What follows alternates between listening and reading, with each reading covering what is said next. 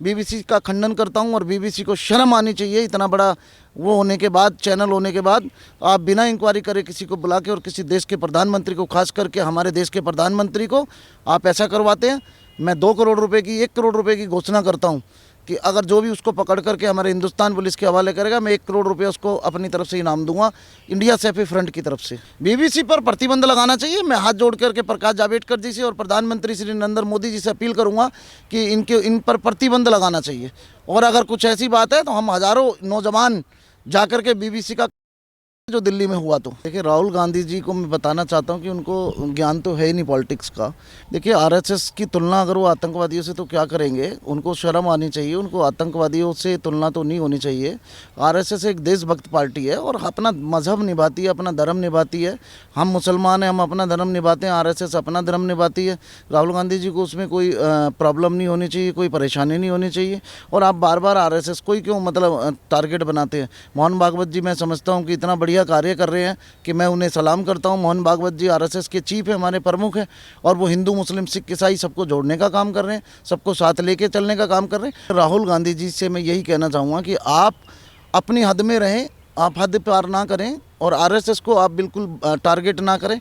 हमारे देश के प्रधानमंत्री नरेंद्र मोदी जी को टारगेट ना करें और आप उनके बराबरी ना करें। आप किसी भी कीमत पे नहीं है। राहुल गांधी हमेशा कोई ना कोई विवादित बयान देते हैं या फिर ट्वीट करते हैं, और आज राहुल गांधी ये कह रहे हैं कि जो भारत में आरएसएस है, आरएसएस की तुलना वो पाकिस्तान के रेडिकल इस्लाम यानी कि वहाँ के मदरसों से तुलना कर रहे हैं। सर देखिए राहुल गांधी जी को मैं बताना चाहता हूं कि उनको ज्ञान तो है ही नहीं पॉलिटिक्स का, और वो कब क्या बयान दे जाए उनको ये भी नहीं पता। लेकिन राहुल गांधी जी, हमारी जो आरएसएस है, मैं भी मुसलमान हूं, मेरा नाम मोहम्मद शकील सैफ़ी है, राष्ट्रीय अध्यक्ष हूं रिपब्लिकन पार्टी ऑफ इंडिया का, और आप तुलना कर रहे हैं पाकिस्तान की, तो मेरे ख्याल से मैं आपको जहाज़ की टिकट करा देता हूं और आपको वीज़ा दिलवा देता हूं मोदी जी से कह के, और आप पाकिस्तान में जाके रहिए, उन मदरसों में जाकर के रहिए ना, आप उन्हीं मदरसों में जाकर के आप वहाँ पे काम कीजिए। छोड़ दीजिए आप, कांग्रेस तो आपने डुबो दी है। और आरएसएस की तुलना जो है आप जो है मदरसों से कर रहे हैं। आपको शर्म आनी चाहिए। मतलब आप कैसी कैसी बातें करते हैं। आपने कांग्रेस का तो मंटा बिठाई दिया। आपको देश छोड़ देना चाहिए और पाकिस्तान में अपना घर बसा लेना चाहिए। सर हमेशा राहुल गांधी की तरफ से इस तरीके की बयानबाजी की जाती है, और ये पहली बार नहीं है कि जब उन्होंने आरएसएस को लेकर इस तरीके की टिप्पणी की है। इन्हें आखिरकार इतनी ज़्यादा प्रॉब्लम क्यों है आरएसएस से? देखिए अब ये इनका ज़मीनी स्तर ख़त्म हो चुका है, और इनका वैसे भी मतलब मोदी जी की तरफ से इनका दिमाग ख़राब हो चुका है, क्योंकि मोदी जी अभी 10 साल 20 साल और नहीं जाने वाले हैं।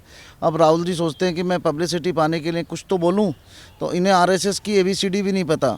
मैं मुसलमान हूं, मैं आरएसएस की तारीफ़ कर रहा हूं, तो आपको क्या प्रॉब्लम है भाई?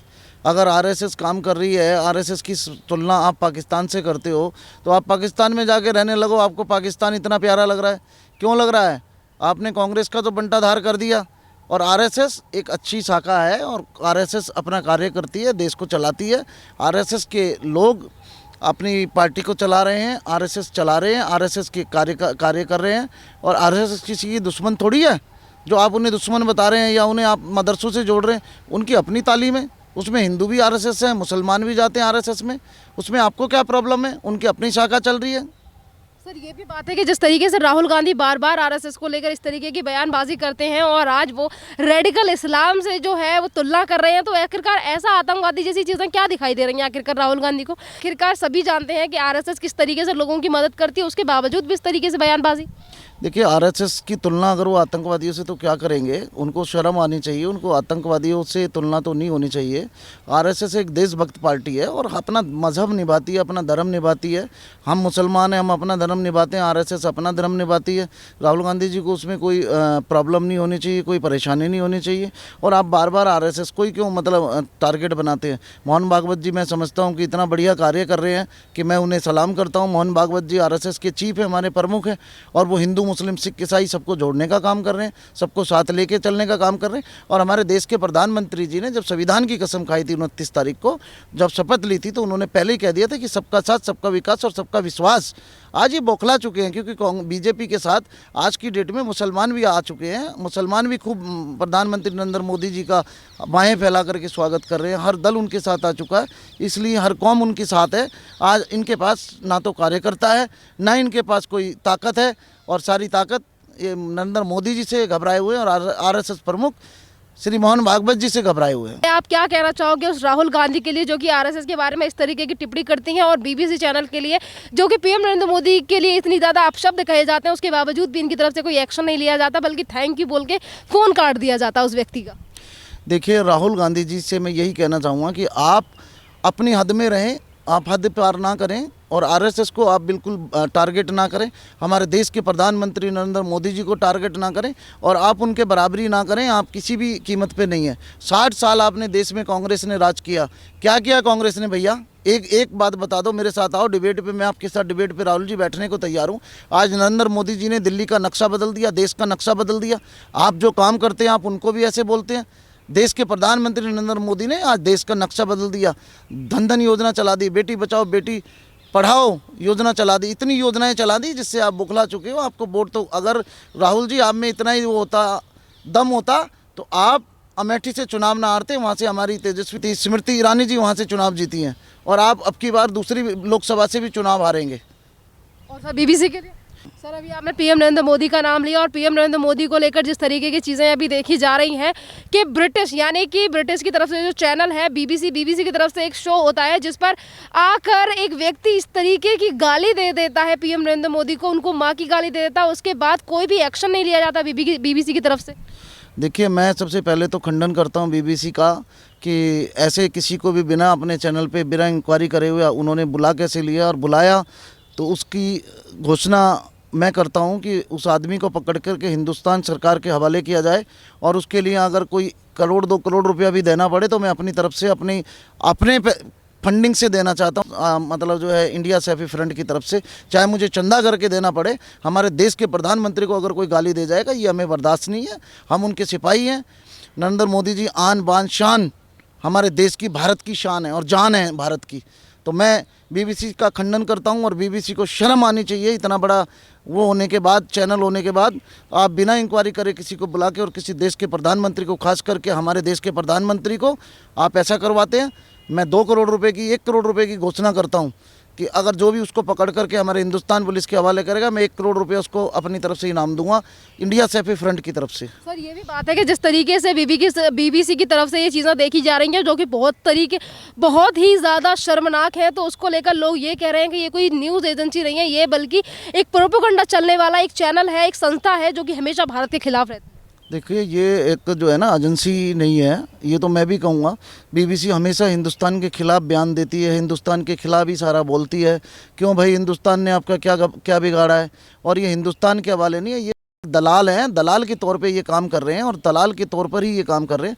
बीबीसी चैनल पर बैन लगाना चाहिए, बैन लगाना चाहिए। और जैसे कि बात अभी आपने बैन लगाने की बात कही, यहाँ पर इतने ज़्यादा गुस्सा आ गया है लोगों को बीबीसी को लेकर, जिस तरीके की बात है और जिस तरीके की गाली हमारे पीएम नरेंद्र मोदी को दी गई है, उसको लेकर लोग कह रहे हैं कि इस चैनल को बाइकआउट करना चाहिए और इसका प्रसारण इंडिया में नहीं होना चाहिए। बिल्कुल, मैं सूचना प्रसारण मंत्री श्री प्रकाश जावड़ेकर जी से रिक्वेस्ट करूंगा, गुजारिश करूंगा कि इस चैनल पर प्रतिबंध लगाया जाए। हिंदुस्तान में, खास करके हिंदुस्तान में ज़रूर प्रतिबंध लगाया जाना चाहिए। इस चैनल को कोई देखे ना और इस चैनल पर प्रतिबंध लगा करके इसको बैन किया जाना चाहिए, जिसने हमारे तेजस्वी प्रधानमंत्री आदरणीय नरेंद्र मोदी जी के साथ दुर्व्यवहार किया है, बदतमीजी की है।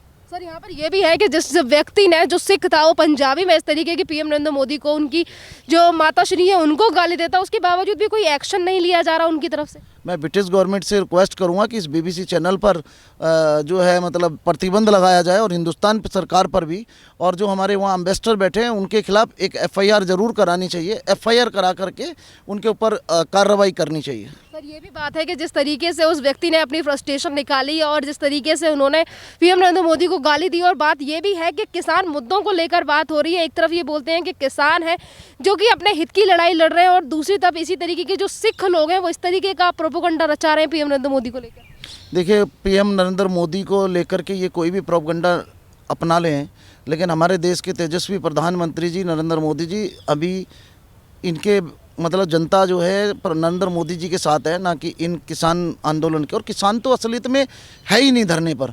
किसान तो असली किसान तो अपने बेचारा किसान कर रहा है। ये तो राजरोटी सेक रहे हैं, जो ये राजनीतिक रोटियां सेक रहे हैं ये लोग कोई और हैं जिनको फंडिंग बाहर से आ रही है। और मैं तो आदरणीय नरेंद्र मोदी जी से भी अपील करूंगा, माननीय अमित शाह जी से भी अपील करूंगा कि इन लोगों पर प्रतिबंध लगा करके, जो किसान आंदोलन कर रहे हैं इनको प्रतिबंध लगा करके इनको बंद करा जाए और इनको तुरंत जेलों में डाला जाए। सर यहाँ पर लोगों की तरफ से ये भी सवाल उठ रहा है कि आखिरकार इतना ज़्यादा फ्रस्ट्रेशन, इतना ज़्यादा गुस्सा क्यों दिखाया जा रहा है इन लोगों की तरफ से पीएम नरेंद्र मोदी को लेकर? सारे के सारे गुट सिर्फ एक ही व्यक्ति को टारगेट कर रहे हैं और वो है पीएम नरेंद्र मोदी। देखिए, नरेंद्र मोदी जी वर्ल्ड के फेमस लीडर बन चुके हैं और पूरा हिंदुस्तान ही नहीं पूरा वर्ल्ड उनको जो है मतलब चाहता है और प्यार करता है। नरेंद्र मोदी जी इतने अच्छे इंसान हैं, लोगों की सुनते हैं, लोगों की मदद करते हैं, लोगों का काम करते हैं और असली किसान ये धरने पर नहीं है। मैं फिर एक बार आपके चैनल के माध्यम से कहना चाहता हूँ, ये असली चुनाव, ये जो चुनाव की राजनीतिक है, ये कई दल इनको फंडिंग कर रहे हैं। टिकैत जी ने आज तक किसानों के लिए कुछ करा हो तो मुझे आकर के मेरे साथ आएँ और मेरे साथ डिबेट पर बैठें, मैं डिबेट करने के लिए तैयार हूँ। आज तक एक काम बता दें कि आपने या आपके फादर ने कोई किसानों के लिए किया हो। धरना प्रदर्शन करके आप क्या जताना चाहते हो? देश की जनता आज की डेट में भी नरेंद्र मोदी जी की दीवानी है और दीवानी रहेगी।